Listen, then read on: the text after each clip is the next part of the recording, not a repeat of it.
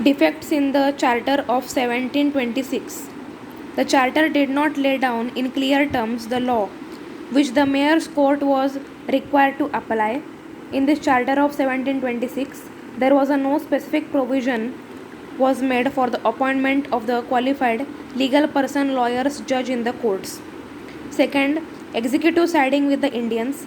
The Indians were unfamiliar regarding to the application of the British criminal law by the criminal court. The executive was of the view that the courts should not interfere with the affairs of the Indians having their own particular customs, etc.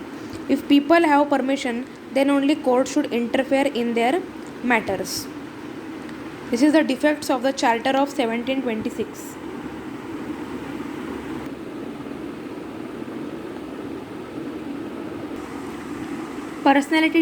Personality attitudes of the executive.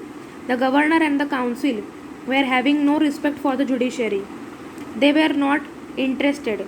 They were not interested in the establishment of independent judiciary. They always interfered with the judicial function of the mayor's court by issuing directions of them. Superiority complex of judge of the mayor's court. The judge of the mayor's court thought themselves independent of the executive control. They thought themselves as superior type of a staff because of being judges of the court. The mayor's court were staffed by people having no legal knowledge. They lacked the discipline of legal training. Fifth is the feeling of personal hatred and jealousy among the company's servant. There were deep-seated hostility, personal hatred, jealousy, and prejudice among the company's servants against one another. These feelings manifested in the conflicts between the executive and the court. The conflict between the mayor's court and the governor and council created much confusion and chaos in the presidency towns. On account of it, the company requested the British Crown to issue a new charter so as to introduce suitable amendments in the Charter of 1726.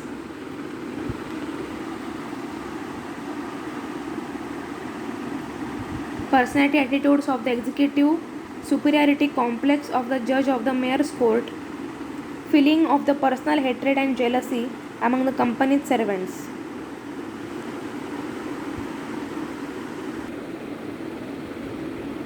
As a result, Charter of 1753 was issued by the British Crown. So these are the defects of the Charter of 1726. Next is the courts established under the Charter of 1753. Then the British Crown established 1753, Charter of 1753. Under the Charter of 1753, following courts were to be established at the Presidency town. The Court of Request, it was to hear the civil cases up to 5 pagodas, that means 15 rupees. The Mayor's Court, it was to hear civil cases involving a sum exceeding 5 pagodas.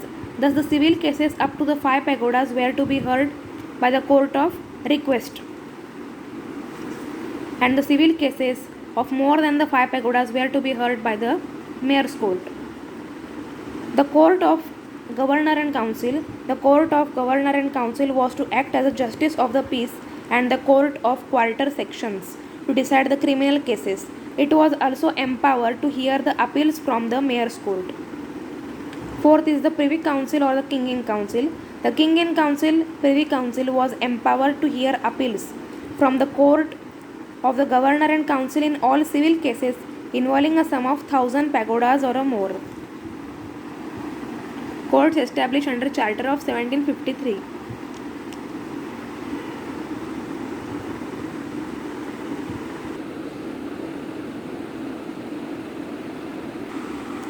Now we will see the plan of 1772. The committee under the chairmanship of Warren Hastings prepared a first plan in 1772. This is known as Warren Hastings Plan of 1772. Under this plan, the territories of the Bengal, Bihar and Orissa were divided into districts, and in each district an English officer called collector of the district was appointed. The collector was responsible for the collection of the revenue. Thus, under the plan, district was selected as a unit of administration of a justice and collection of revenue. The provisions of this plan may be explained under the following headings. Administration of justice. The administration of civil and criminal justice may be studied separately. So under the plan of 1772, this plan is also known as Warren Hastings plan of 1772. Under this plan, territories Bengal, Bihar and Orissa were divided into districts. Each district had a head collector. Now we will see the jurisdiction process. So the criminal court is known, criminal courts, apex court in that time was Sadar Nizamat Adalat, and inferior to it was the Mufassil Fauzdari Adalat. This is about the criminal court. And about the civil court, it is Sadar Diwani Adalat. This is the apex court, means the higher in position court. After that, no prant. It is the Mufassil Diwani Adalat, means it is like a prant, Mufassil Diwani Adalat, and below it the small cause Adalat. In criminal court, Sadar Nizamat Adalat, Mufassil Fauzdari Adalat, and in criminal court it is Sadar Diwani Adalat, then Mufassil Diwani Adalat, and then small cause Adalat.